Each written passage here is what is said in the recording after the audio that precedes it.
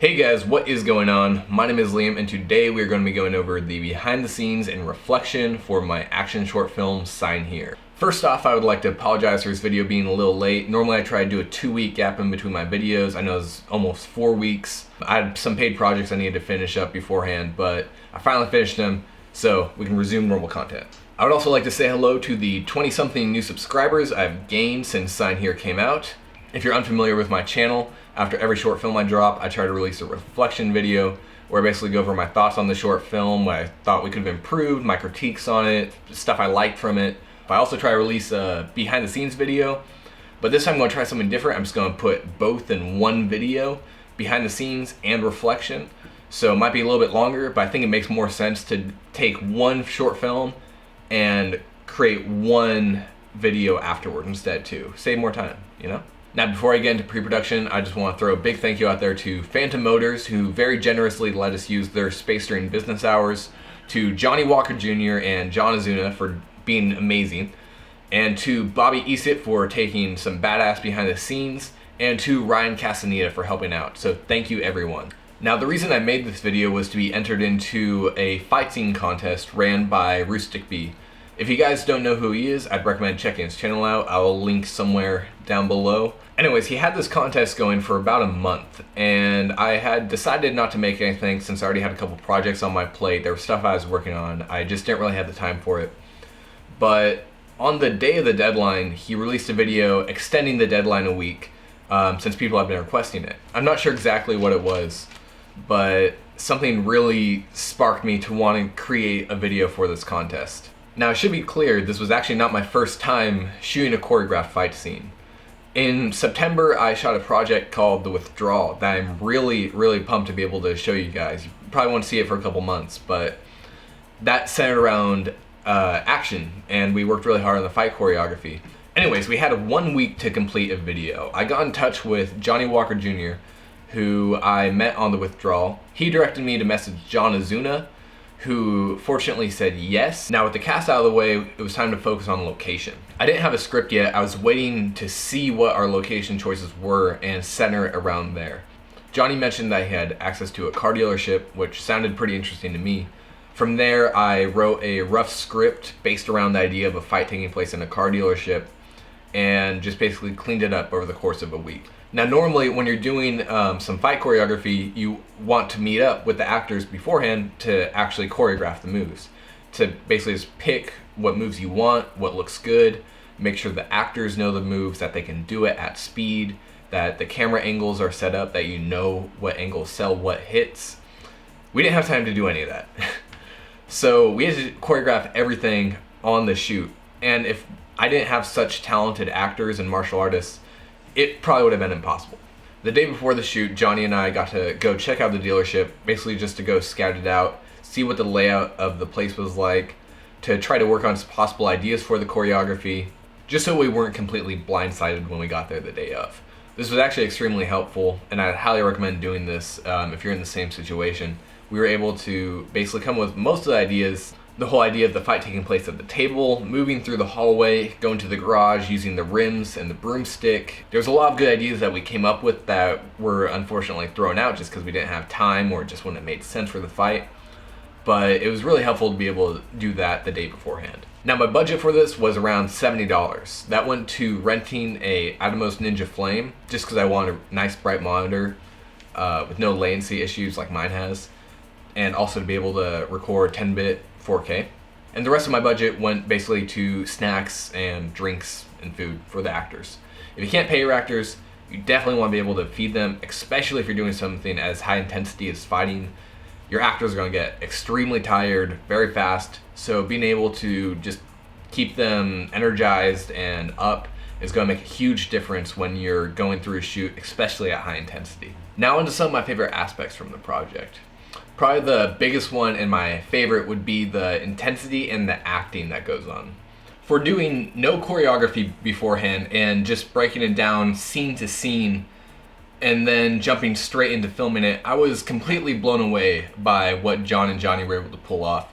Just the incredible speed, how close they were able to get to sell the hits, their reactions, everything just completely surpassed my expectations.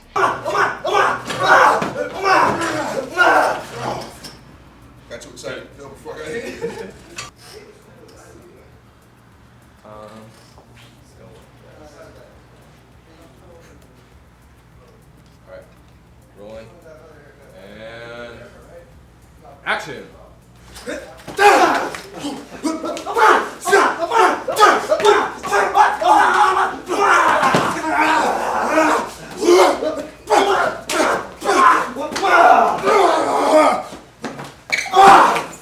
Oh, gnarly.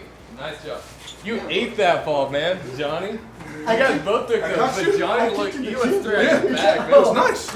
Look at it, it looked clean as fuck. It felt clean. I also really enjoyed their acting. They had a great back and forth that actually added a lot of the smaller comedic moments to the dialogue that wasn't in the script. And I think it's also something that's really important when you're working in such a fast-paced environment, is you don't have to always stick to the script. I think when you let the actors play around with it and say what feels most natural to them, you're going to end up with what's going to look best on the screen. I'm sorry, Mr. Landon. Just great to. Would you mind? I read when we're recording, if they stumble, just like they'll say line, just go back to them.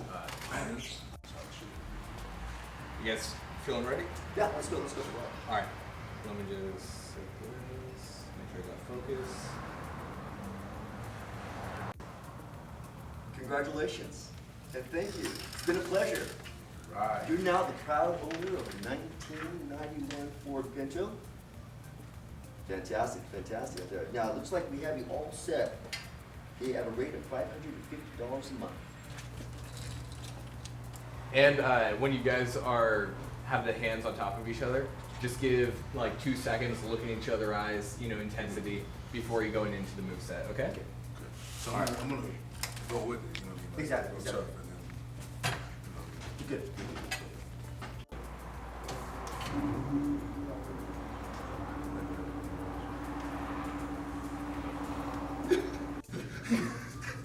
How you fracture your lung? Very intricately. All right. And action. Nice. I'll just get one more time for safety. And action. Cut. Nice. Another thing that was really great was the choreography. For not choreographing beforehand, I really was not expecting much. I thought we would just kind of like try to get the moves out, make it look good so it would look good for the contest. But they were actually able to come up with some really creative stuff. I basically just gave them the guidelines of what I was looking for, some input on stuff I thought would work or wouldn't work. But basically, they choreographed the whole thing while I would be setting up cameras or looking at new angles. And they would just run through it, get my input, switch it up a little bit, and then just run with it. The shot from here from you, because you're already standing up. So the cameras are up, and you don't see, you kind of see through them, and he was like, boom, here we are. All right, we need to remember today, this is a stapler with staples. Oh, shit. This has no staples. This is brand new, so I made sure, so Okay, yeah. It's a brand new one. However you want to get my hand off, you can do the lock like you want. I can do the lock. If you lock them. Boom, boom. I can do the lock. And maybe go, yeah, you can do that. Yeah, I can go here. Or what about a head? Hey, whatever feels nice for you guys. I can go. Honestly, I anything can looking go sick right here now. and pull you back. Boom. Okay. You go to hit. Boom, There we go. I recommend leaving conscious deciding in the future. I recommend you tear this leash the fuck up. And then, Boom, and then. boom. Oh, by the way, I think we should do one hand first, right? Yeah, we can do Okay, one hand. one hand, There, boom. boom, boom. Bam. There we go. Yeah. Push down. Or you push down? Yeah, I'll push down. Okay, yeah, that makes sense, yeah. Boom, boom, yeah, boom, yeah. I was thinking, Yeah. I was just thinking that. I was looking like one, yeah. Two, yeah, one more. Boom. Boom, there we go. And then maybe Yeah, you can slap. slap. Bam.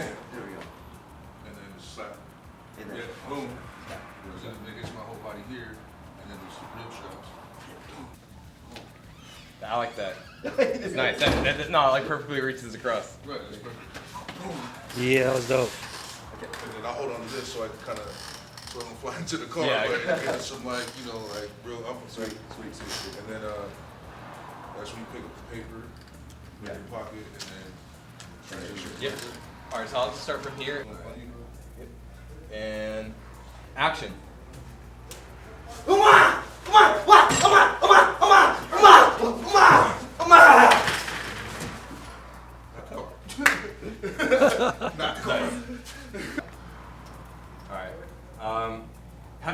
pulled away and go, and we'll start with the motion coming in. Okay. And action. Yes, just wait just a little. I'll let you have it. Yeah, let me do that part. Go for it.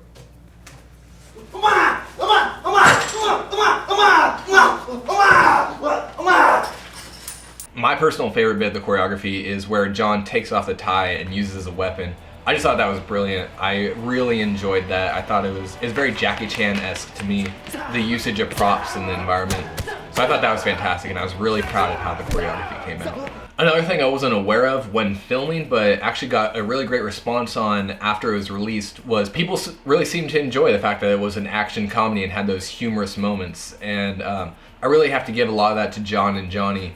They just had a great improv going back and forth, and just a lot of their acting and reactions to things is what really sold those comedic moments. So I'm really happy with how that turned out, and I'm glad people enjoyed that aspect of it. A specific shot I really enjoyed was the opening inside the dealership, where it basically dollies in on them sitting at the desk.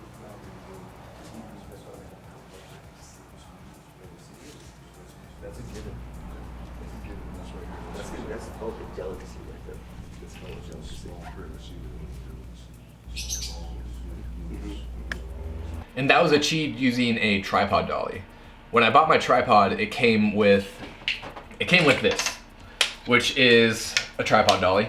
You basically spread it and put your tripod on it and roll it. It can only be used on very smooth surfaces, otherwise it gets caught in all the cracks and you see the little bumps.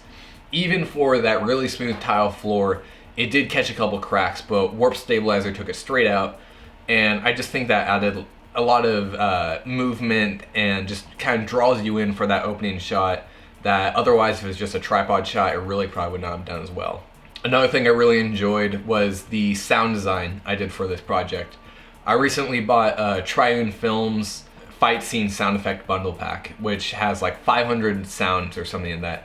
And that really just gives you pretty much everything you need to make just a fight scene sound great. Just to add all the little clothing whooshes, specific sounds for kicks, punches, everything you can think of is in that pack, and that really kind of brought this film's action to life. And lastly, this was my first video to hit 1,000 views. I was actually really blown away by how well received it was. For this being one of my most frugal and thrown together videos, people really seemed to enjoy it. And I'm really glad to see that people enjoyed the martial arts action story type. Now into a couple critiques for this project. To keep in mind, most of these aren't so much critiques as they are just things I wish I'd done a little bit differently or had gone a little differently. Since it was only a week from the project's inception to posting it, there really isn't a lot of time to clean it up or make sure everything goes right, so of course there's going to be problems with it.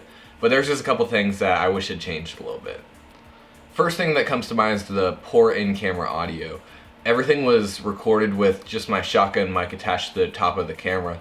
So a lot of the dialogue and everything isn't very focused in. There's a ton of background sound, which I'll get to in a second. And just, it's not as good as it could have been, but it's certainly a lot better than if I had just recorded with the on-camera audio instead of a shotgun mic. So segueing into my next point, the dealership was open for business while we were filming. And while that's not really a problem and they really weren't very busy, they had their doors open and the sound of traffic was extremely loud. And like I said, the shotgun mic isn't very directional, so it picks up a lot of that outside ambient sound, which is just another reason why some of the dialogue sounds a little bit drowned out. Another thing that slightly bothered me in the edit was that I broke the 180-degree rule a couple times.